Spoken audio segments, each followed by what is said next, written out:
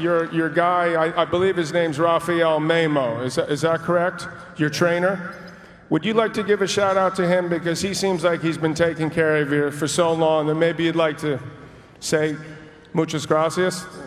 No, I'm getting injured all the time. It's his fault. He's the funniest guy on tour, hands down.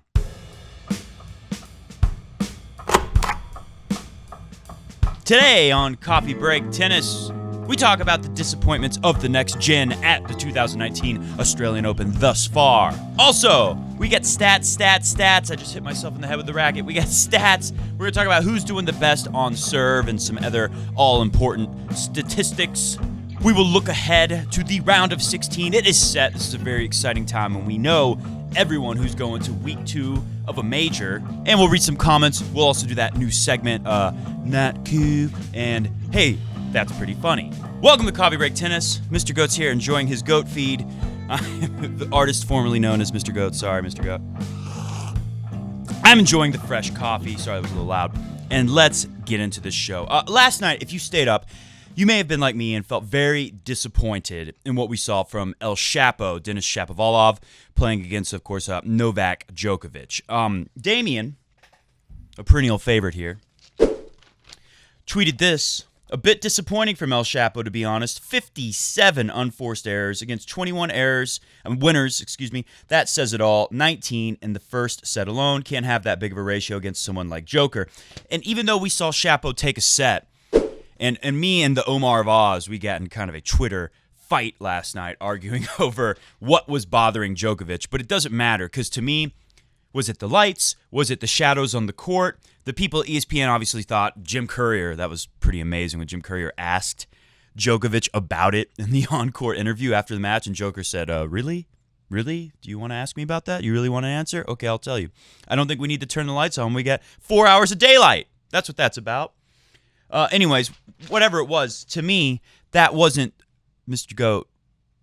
The artist formerly known as Goat. You better not step on that button. To me, the biggest thing for Djokovic, why he was so frustrated, it wasn't because of freaking lights. It wasn't because of shadows. You can be mad about something and holding it in on the tennis court. This happens a lot. You're just kind of, you can be mad at your friend, your spouse, your whatever. You can be really mad and irritated with something, but you're just trying to keep cool. And then something that is unrelated, that's not too big of a deal, you freaking snap. That's what happened with Djokovic last night. He snapped because what really bothered him was El Chapo, with 19 unforced errors in the first set alone, was able to break Djokovic's serve. Remember, he breaks back. Djokovic breaks him multiple times, wins the set, no problem. The fact that Djokovic was getting his serve broken by this guy who's a freaking joke. Like, if you saw... Now, El Chapo's very talented. He could have a bright future. He could win majors one day. Who knows? I don't mean he's a joke in that regard, but to Djokovic, in the moment, that had to have been so frustrating. Artist formerly known as Mr. Goat, you must clean after yourself. He's a very intelligent beast. Normally does that. So I don't mean Chapo is a joke, but I don't know if you heard, but Chapo had said he was watching footage of Rafa beating Djokovic and other players beating Djokovic and using it to build his game plan because he thinks he's ready to beat Djokovic, I guess is implied. And Djokovic was asked about it in the press conference before the match. And his response was, it kind of reminded me of when they asked Roger back in, I think, 2007, what do you think about this Djokovic kid before they played at the Australian Open 07? And they said, they say he's the future and, he could be a challenge for you, Roger. And Roger said, I'm not that impressed. So Djoker kind of had a response like that, saying like, hey, you know what? Chapo and Rafa, they're both left-handed. And the left hand, that's about the only thing they have in common because they're very different players. So it was kind of a smackdown back to El Chapo. And Djokovic was ready to lay the smackdown in that match. And even though he kind of did the bagel at the very end, tossed a bagel at him, I think Djokovic was very bothered that he wasn't bageling Chapo in like every set because Chapo was just giving it away. And I feel like it's irresponsible the way ESPN set us up in their pre-match coverage, basically saying this is going to be the biggest challenge to Djokovic potentially in his quarter, and kind of overlooking Danny Medvedev, which thankfully BG set the record straight later in the broadcast saying, hey, Danny Medvedev, he's got a lot more game than El Chapo right now at the moment. Maybe Chapo will pass him one day, but for now, Medvedev's got it going on a lot better, and he'll definitely be a bigger challenge. So I don't want to say no. We still have next-gen players, but you saw the thumbnail of this video. Next, when? When is this next gen supposed to set in? According to John McEnroe, this was the tournament. It can still happen.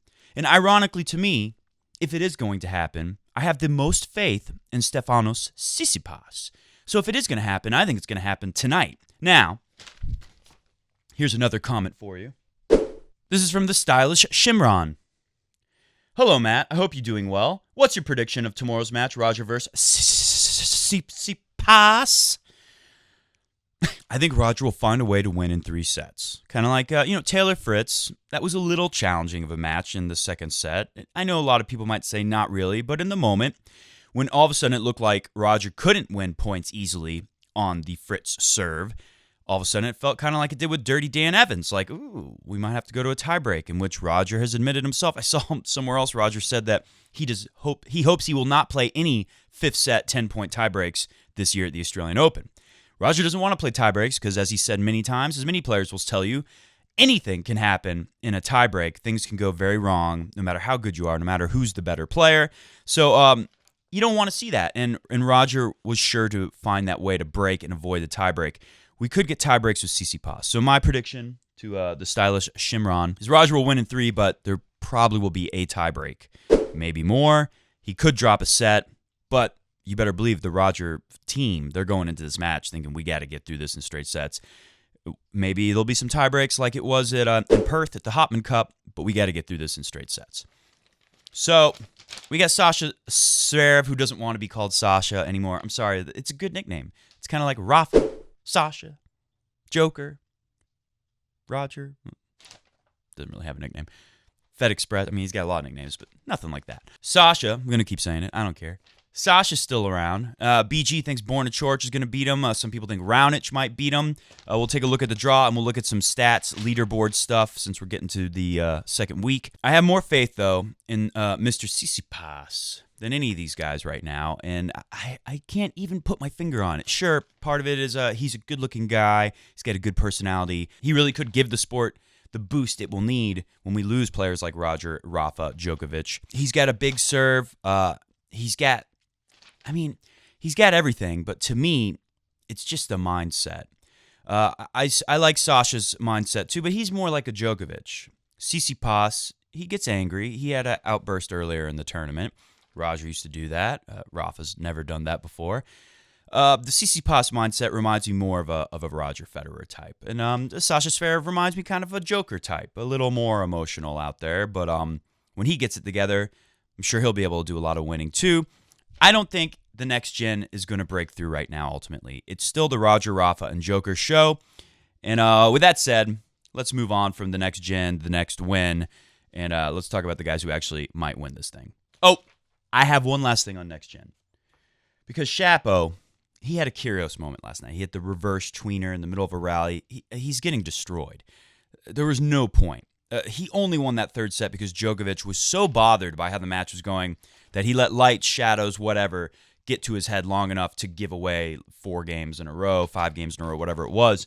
That just says that Djokovic is maybe not in as good of a place as Roger and Rafa. And when we look at the stats, there's some evidence to support that.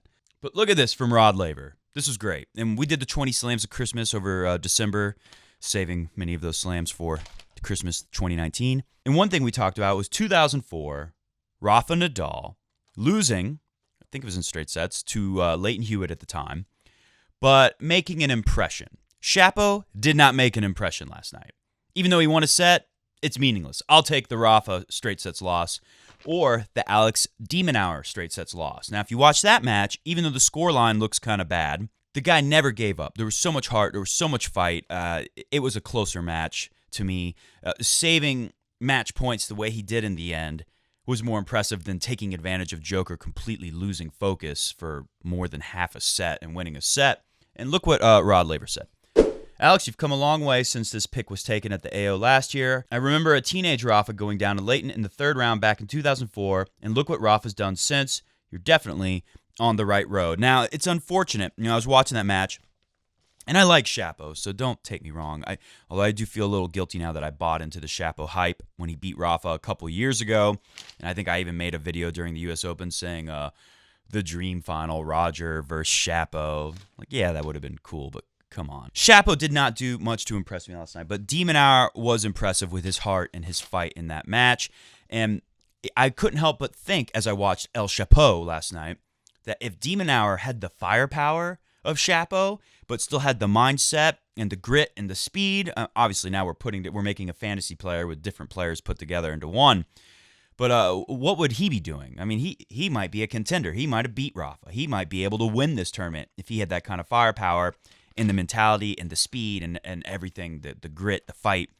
So anyways, I thought that was interesting. And, the Next Gen, they're going to have their time. The only reason why the Next Gen is hyped so much to us is because of the human body and aging. It is literally impossible for Novak, Rafa, and Roger to shut these guys out for the best years of their career, as had done the lost generation in between, the Dimitrov, Raonic generation. Now, with that said, Raonic is looking pretty good. Tomas Berdych is looking pretty good. Originally, I said that Rafa, if he's hurt, just like I said Sasha Zverev, if he's hurt, if he's not 100% with the body, he's going to go down early. Sasha looks pretty good, and the draws helped him out a lot. Rafa, fairly easy draw. de Minaur was tough. Rafa looks incredible. Rafa looks super fit. A slight caveat. Last year, Rafa looked really good before he got to Cilic in the quarterfinals, and then the body failed him. It can still happen. It could happen against Birdman. Let's start going through stats, and maybe you'll see why. So first off, the first stat we're going to do, and this is from the AO stats page. Some of these I had to calculate myself because, you want to know what percentage of first serves Rafa and Djokovic are winning, even if they're not on the leaderboard. You got to put the math together. Since this is the smartest, most high tennis IQ, tennis-loving audience in the world, I go the extra mile to get you that stuff. We start with most double faults because I just want to point out Sasha Zverev, 23 double faults. He's got the most double faults by far. Borna Coric, second on the list with 15. Luka Pui, 14. Grigor, 13. Marin Cilic, 13. And Rafa, who's going for more on the first serve. We know he's changed his motion a little. Rafa's on this list, unfortunately, with 12 double faults. Is that related to the new service motion and the going for more on the first? Maybe, but some stats we'll see in a second make that kind of confusing. So we'll talk about that in a moment. Aces, not the most important stat, but it's a nice indicator. Raonic, 92. Cilic, 57. And again, this is from the stats page. They give you the top 20. The problem with all the majors when they do their stats page, they include players who lost first round, second round, players who are not in the tournament, who can't win it. I have weeded those players out and only have the players that actually are in the tournament for you. All right, so for the ace list, Milos Raonic with 92. Wow. Marin Cilic with 57. That's like half almost. Sasha with 54. Luka Pui, 51. Tsitsipas, 47. Grigor Dimitrov, 39. And at the bottom, Tomas Birdman Berdych. Federer was on this list before everyone who played their third round yesterday with 35. He got bumped off the list, I think, because I don't know who bumped him off, but I kept it on there so you'll know that Federer, he's in the ace conversation. This stat can be very misleading, and this is first serve and percentage. We go back to the Craig O'Shaughnessy Brain Game Tennis article to something I forgot to say in that video where we covered this. Federer has to make 60-something% and win 80-something% to win this tournament. That's what he did the last 2 years. That's what Craig O'Shaughnessy pointed out. But one thing I forgot to say is that if Roger makes more than that, the power will be sacrificed, and first serve points, one will surely drop. If he makes less, he allows too much exposure to his second serve. So having a very high first serve in percentage is not always a good thing. You might not be taking the risk needed when you get that high percentage in to get the reward of a high win on first serve in percentage. And look who's at the list. It's nobody necessarily that we can guarantee is going to win the tournament. Nishikori with 71%. Djokovic was on this list, and then when he played his third round, he got bumped off. Roberto Bautista Agut. And again, out of top 20, only 3 people are still in the tournament who have this highest first serve percentage. A lot of these guys who are up high on the list, they lost in the first round. I think Isner's up there. Bautista Agut with 70 and Rafa with 69%. Now, something to point out here, Rafa's going for more in his first serve, but last year, and coincidentally, his career average on hard courts, 67% first serves go in. Rafa's at 69. So Rafa's going for more in the first serve, and he's getting it in more frequently. It's kind of confusing. A lot of weird stats about the Rafa serve that don't add up with what we've been told about his new game plan on the serve. Not on the list, Djokovic was 68, only 1% behind Rafa, so he's pretty close. And Roger was 60. That's right where Craig O'Shaughnessy forecasted Roger needs to be, so that's a great sign for Federer fans. Now, this number is very important. Milos Raonic is at the highest number, 86. Well, Federer and Birdman are tied with him, 86% first serve win percentage. Dimitrov, 84, and Danny Medvedev, 84%, who Djoker plays next.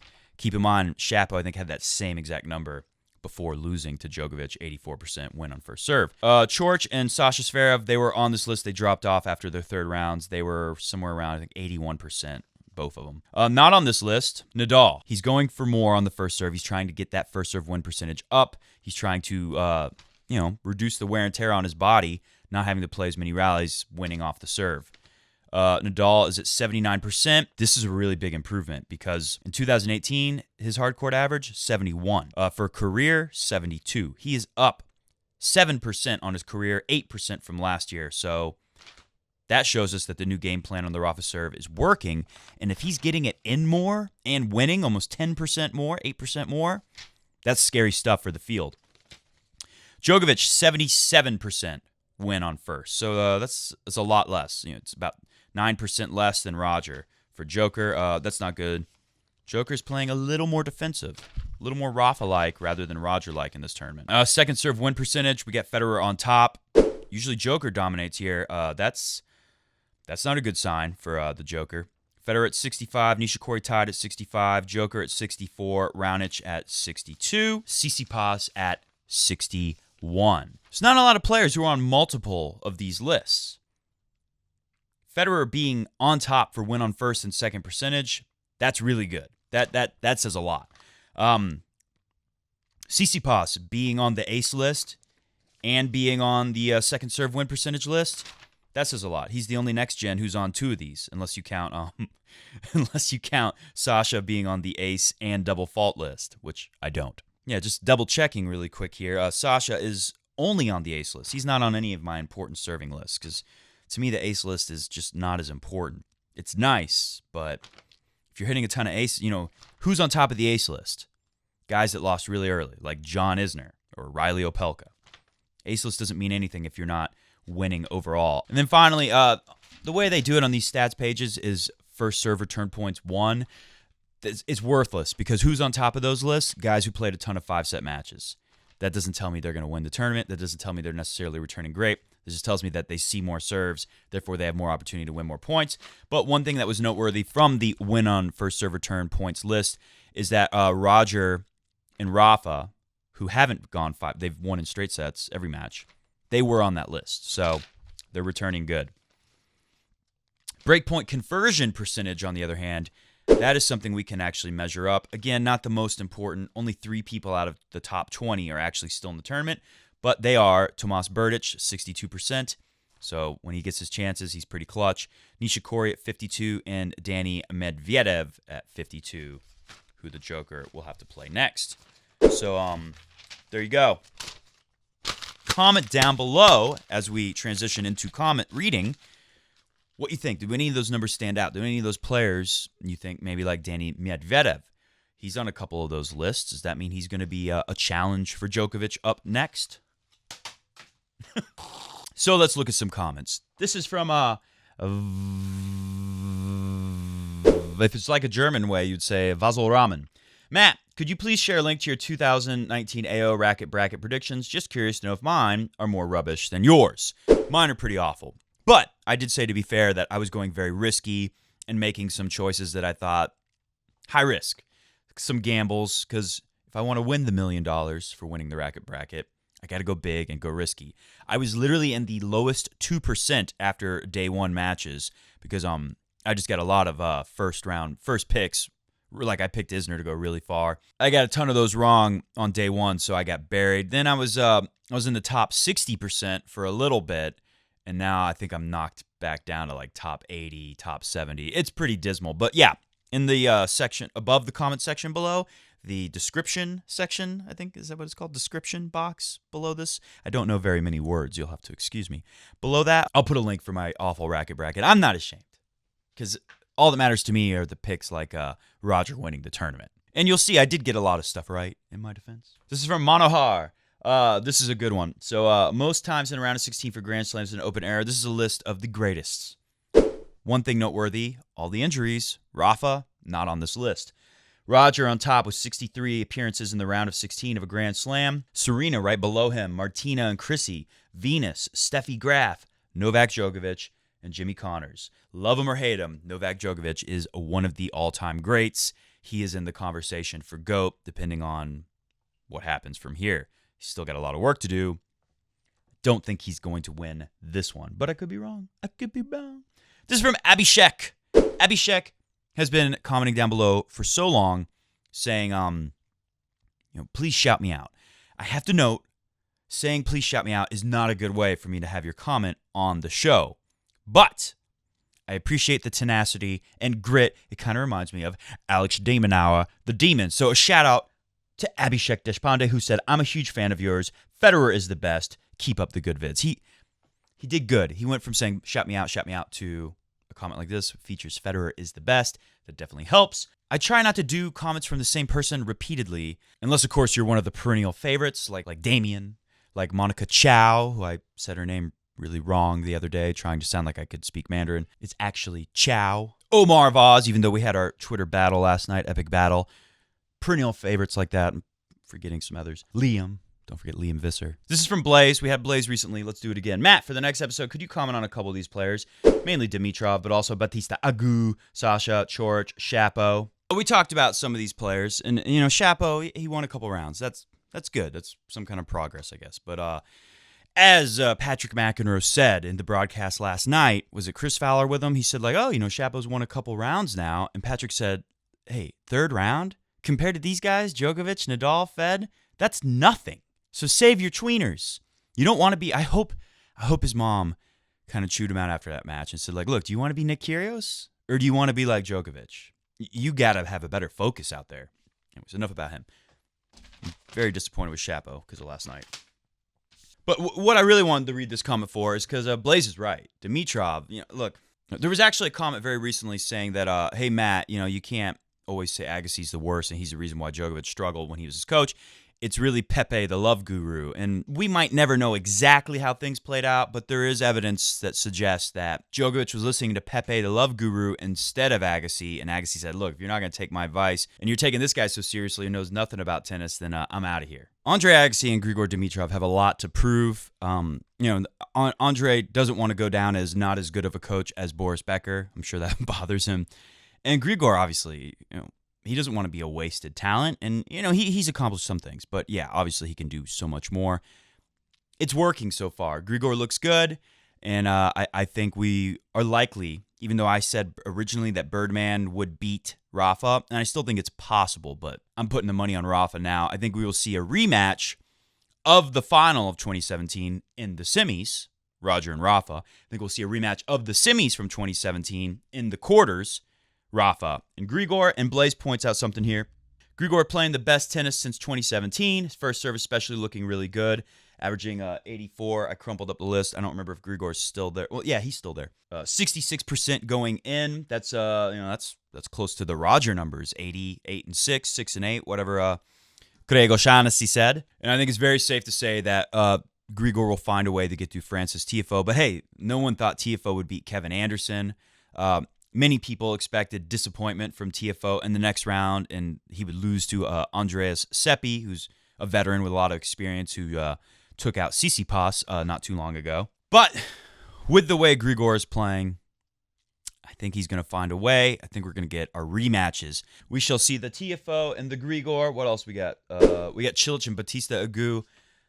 I mean, both of these guys have had a lot of long, tough matches, so you could argue that one of them is going to be too tired to win, but they're both too tired to win, maybe. So that doesn't work here. The way Batista Agut has fought through everything he has to make it this far, I know Cilic has a lot more firepower than John the Milkman Millman and Agassi and Andy Murray with one hip. But I'm liking Batista Agut, and honestly, as a Fed fan, if he gets through Tsitsipas, I'd rather see Batista Agut, although, are we too worried about Cilic beating Roger? It's possible. I guess because of that one U.S. Open semifinal, people worry about that. And just a couple quick picks from the top part. Djokovic will probably find a way through Medvedev and definitely find a way through Nishikori or Busta! Sasha Zverev. Originally, I thought Sasha would go out early because he rolls his ankle. He had a thigh strain or something before that. But because of my very strong vote of no confidence so far, right now, even though Sasha's accomplished things, he's in a better spot than El Chapo for sure. But I still don't know if he's ready. Remember, his best result ever at a major is a quarterfinals at the French Open, so he'll be equaling his best result with a win here. I think Raonic is pretty hungry, as Rafa said himself.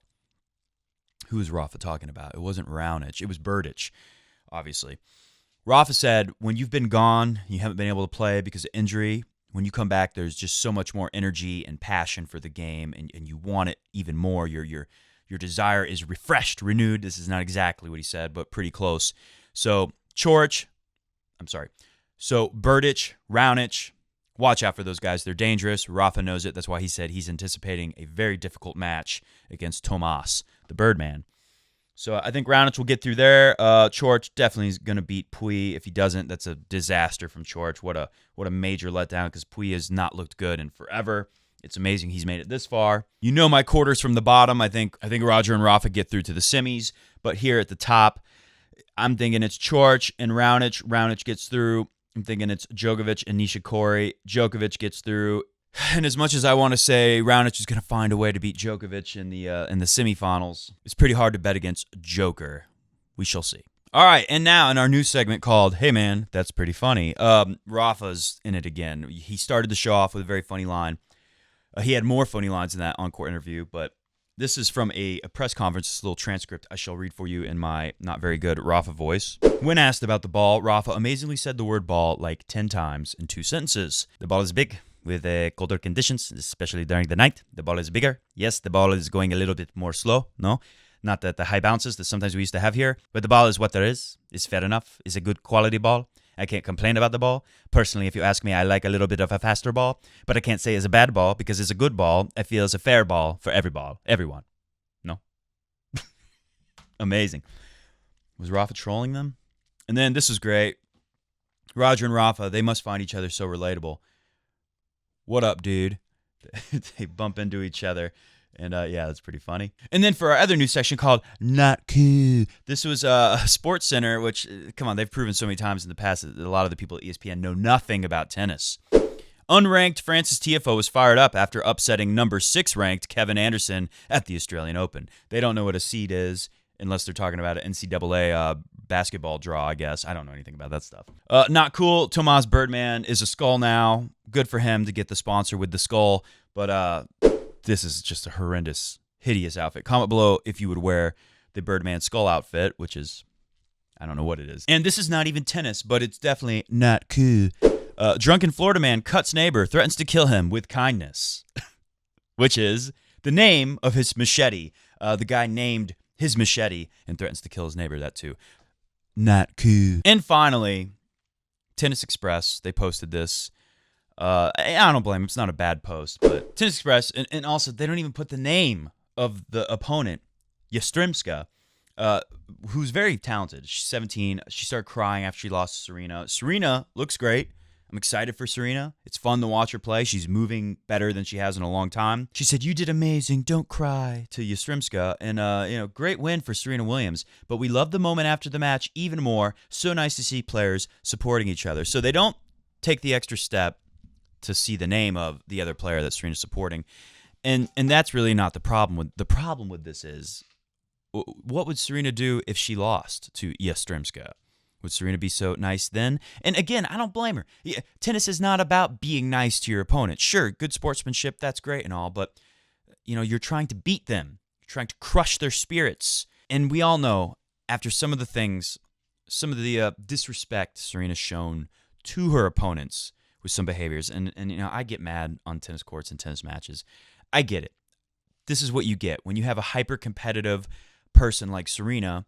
Sometimes, like we saw with Djokovic got a warning last night for yelling at someone in the crowd, and he he like lunged at him with a lizard neck almost.